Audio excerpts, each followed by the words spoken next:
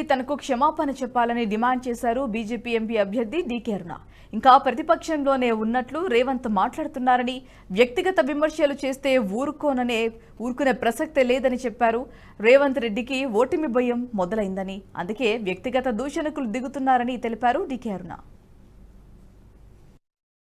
మాట్లాడతారు ఏమని మాట్లాడతారు? ఆయన గద్వాలలో కాంగ్రెస్ కళ్ళు మూసుకొని గెలిచేటోళ్ళమే, దొరసాని వచ్చి ఓట్లన్నీ తీసుకుపోయి అల్లుని కేపించిందంట. అయ్యా, ఫస్ట్ థింగ్ దొరసాని అన్నందుకు నువ్వు నాకు క్షమాపణ చెప్పాలి.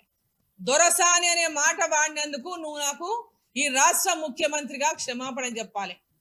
ఇంకా ఒక ప్రతిపక్ష నాయకుని నేను ఇంకా పోరాటం చేస్తున్నటువంటి భావిస్తుంటే, ఇంకా వ్యక్తిగతంగా నేను అటాక్ చేస్తా వ్యక్తుల మీద అంటే చూస్తూ ఊరుకొని అరుణమ్మ సిద్ధంగా లేదు మిస్టర్ రేవంత్ రెడ్డి అని నేను హెచ్చరిస్తా ఉన్నా.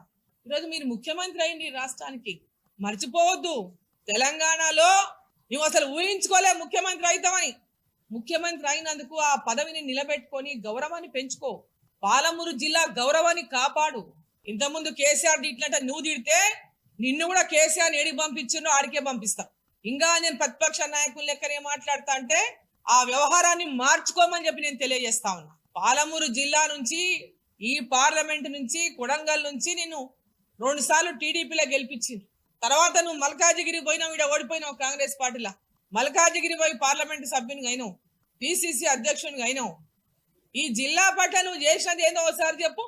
ఈ జిల్లాకు జెడ్పీటీసీగా గెలిచినావు, ఎమ్మెల్సీగా గెలిచినావు, ఎమ్మెల్యేగా గెలిచినావు.